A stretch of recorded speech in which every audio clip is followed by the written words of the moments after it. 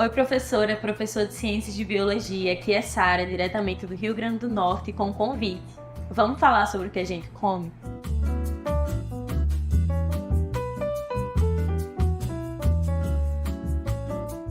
Quando se fala em alimentação, o que vem na sua mente? E quando a gente está falando do contexto das nossas aulas de Ciências e Biologia, será que é a mesma coisa? A alimentação está presente no currículo de Ciências e Biologia de diferentes formas. Essa temática aparece nos parâmetros curriculares nacionais, como um tema transversal em saúde, e também no ensino médio está presente na BNCC, quando consideramos que há diferentes habilidades e objetos do conhecimento que podem se relacionar a essa temática que é tão rica. E para falar de comida, falar dos nutrientes não deixa de ser necessário, mas não é suficiente para contemplar esse tema de uma forma mais complexa e próxima da realidade vivenciada pelos estudantes. E como a gente poderia favorecer o aprofundamento dessa temática em sala de aula? Quem pode nos dar chave para pensar nessa contextualização é Paulo Freire. A partir de alguns elementos da pedagogia freiriana, é possível trabalhar a alimentação a partir do nosso dia a dia, aprofundando a temática de forma multidimensional. É a necessidade de trabalhar o tema dessa forma e de abordar diferentes dimensões do conhecimento, além da conceitual, já vem sendo discutida no ensino de ciências como um todo. E a gente quer te conduzir em um mapa aberto, por onde trilhar caminhos educativos dentro da sua realidade de ensino, para que você possa construir a sua própria proposta, que faça sentido para o seu contexto. Para pensar nas propostas, é necessário, como vocês sabem, que haja um bom planejamento, delinear objetivos e caminhos a percorrer. E é muito importante considerar o contexto social, ecológico e econômico em que as aulas vão ser realizadas. Isso ajuda a estabelecer conexões entre os saberes curriculares e a experiência social, desvelando essas relações entre os temas e o cotidiano de forma ampla, sempre em busca da emancipação do pensamento. E o que seria isso falando de alimentação? Essa emancipação está relacionada à liberdade de conseguir ao menos refletir sobre sua alimentação E tomar decisões melhores dentro da sua realidade, ciente de tudo que está envolvido com a comida e o ato de comer. De tudo que nos faz querer comer algumas coisas, necessitar de determinadas outras e, em linhas gerais, parar de viver no automático do que se é imposto. Então, ressignificar e entender melhor o que já se faz ou repensar a partir do que construiu o conhecimento na escola. E com esse horizonte de sentido, a gente vai à parte sem a qual esse processo não faz sentido, os estudantes. Com isso, o planejamento prévio precisa incluir a escuta e o diálogo horizontal. A construção do conhecimento requer a participação atuante e curiosidade, o que pode beneficiar de uma não superioridade docente. E a gente precisa partir do pressuposto de que os alunos já sabem muita coisa, que eles estão inseridos em contextos que não necessariamente são os mesmos em todas as escolas, sendo elas públicas ou não, mesmo que estejam numa mesma região. Na pesquisa que eu desenvolvi com 5 turmas na escola da região metropolitana de Natal, era possível ver diferenças na vivência dos estudantes em um mesmo turno, em séries diferentes, e também entre os turnos, onde um deles tinha uma vivência muito maior de estudantes que já trabalhavam. E, ao mesmo tempo, sempre há similaridades, como a cultura alimentar da região e o contexto econômico da cidade. Lá era muito pautado no cultivo de algumas variedades alimentares marcantes na cultura do país e da região. Esses elementos, as particularidades das turmas, podem ser um norte para o planejamento. Que exemplos trazer, que temáticas relacionar, que atividades propor. E um diálogo inicial para fins de planejamento pode acontecer em uma roda de conversa, com questões previamente preparadas, que foi o que eu fiz, mas também podem ser feitos questionários, entrevistas, para perguntar o que eles gostam de comer, se eles têm escolha, sabem de onde vem o que comem, leem os rótulos, o que é saudável para eles, é sustentável? E falando em planejamento, a partir daí, os 3 momentos pedagógicos também podem ser uma estrutura de ordenamento das atividades. Eles, ou os 3 MP, consideram uma estratégia para trabalhar de maneira tematizada. As etapas são problematização inicial, organização do conhecimento e aplicação do conhecimento. Também podemos considerar a última etapa como um processo de reproblematização, onde os conceitos abordados vão ser utilizados em novos contextos. E voltando ao nosso planejamento, no Brasil, a gente pode se basear, primeiramente, nas políticas de educação alimentar e nutricional. Seus princípios nos ajudam bastante a pensar. E para um maior direcionamento, exploraremos algumas facetas relacionadas à alimentação, que podem aparecer em contextos de aula de ciências e biologia e estão naturalmente associadas ao tema. O que é comer bem e quem pode fazer isso? No Brasil, a gente tem um conceito de alimentação adequada e saudável, que perpassa pelo conhecimento dos grupos alimentares, não se bastando neles. Mas falando em grupos alimentares, você sabia que a pirâmide alimentar não é a forma mais atualizada de falar sobre eles? No Brasil, desde 2014, existe o Guia Alimentar para a População Brasileira, que está disponível gratuitamente na íntegra e na versão de bolso, que é bem mais resumida. E ele divide os alimentos por seu nível de processamento, dos in natura, os minimamente processados, até os ultraprocessados. Esses, recentemente, foram até retirados da nova cesta básica. E o guia continua atual e influente. Vale a pena explorar nas aulas.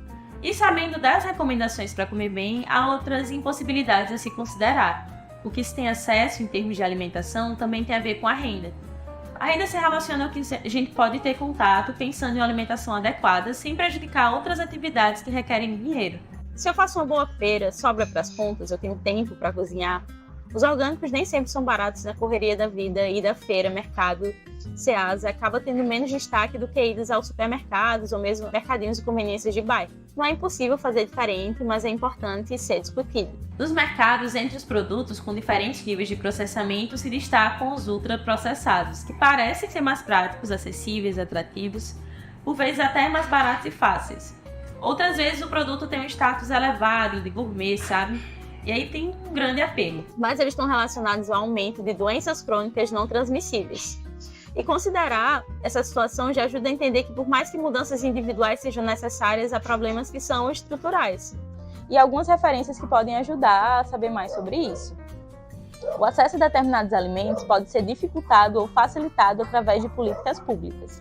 A merenda escolar, por exemplo, garante a alimentação dos estudantes de escola pública durante o período das aulas.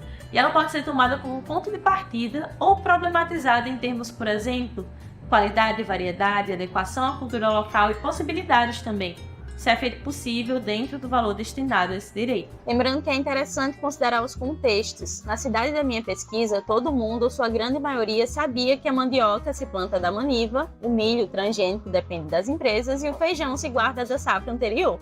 Nem todo mundo tem essa vivência do campo. Eu, por exemplo, não tive.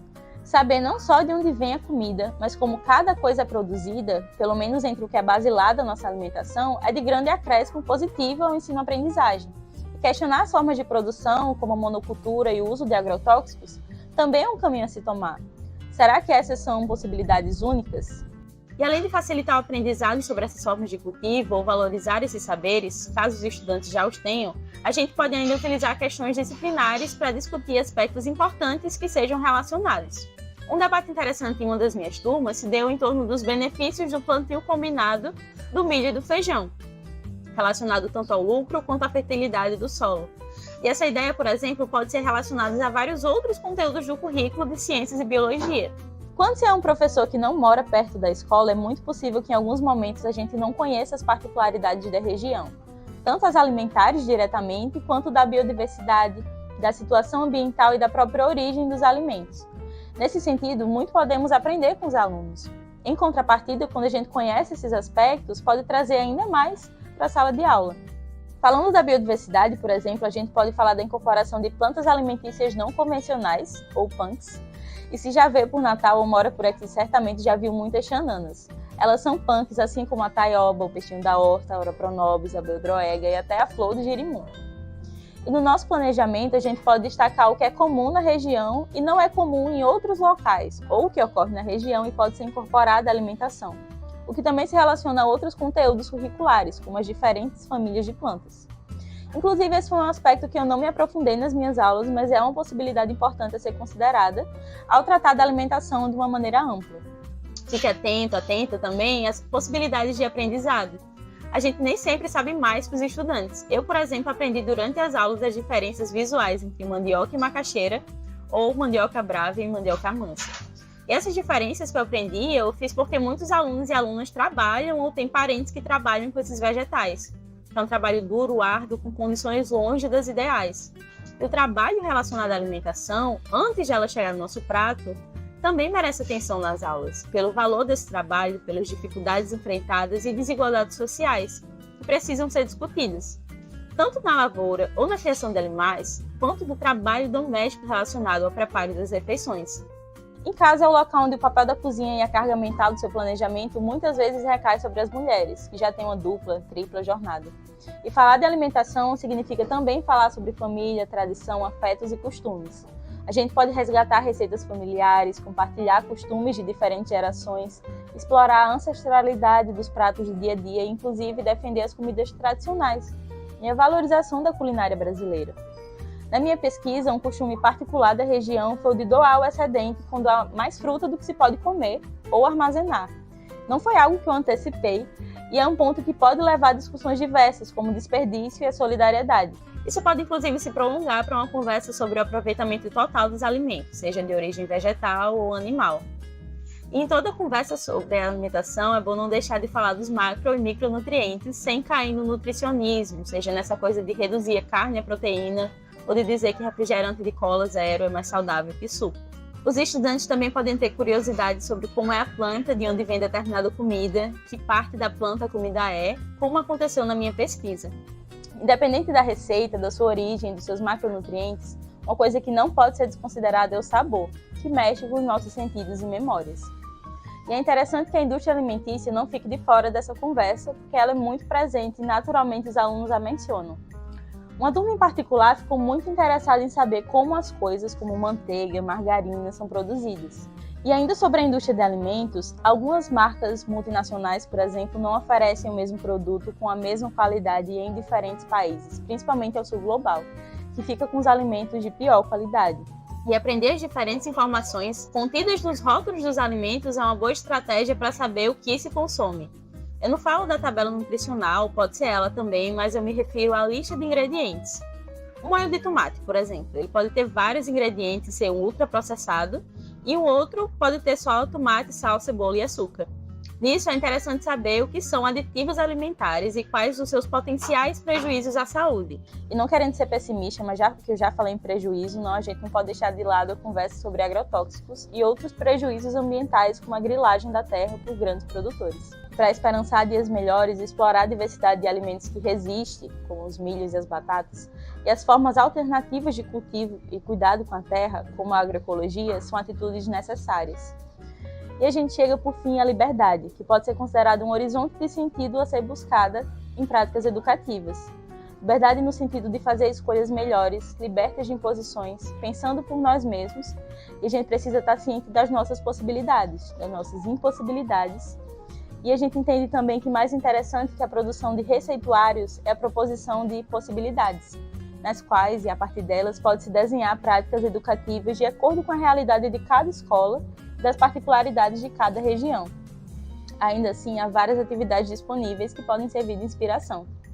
Eu falei de tanta coisa que parece até assunto para o ano inteiro, e pode ser. Uma das formas para isso ser possível é trabalhar o tema transversalmente. O diálogo com outras disciplinas enriquece ainda mais. E de toda forma, os assuntos dialogam com diversos anos de ensino médio, então nem tudo precisa ser tratado de uma vez. Junto a esse material, há um link da descrição do vídeo com a transcrição, bem como a disponibilização de todos os nomes e links de acesso aos materiais que eu mencionei.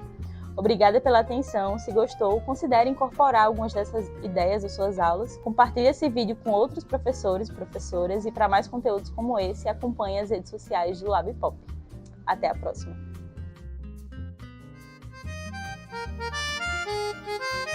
Thank you.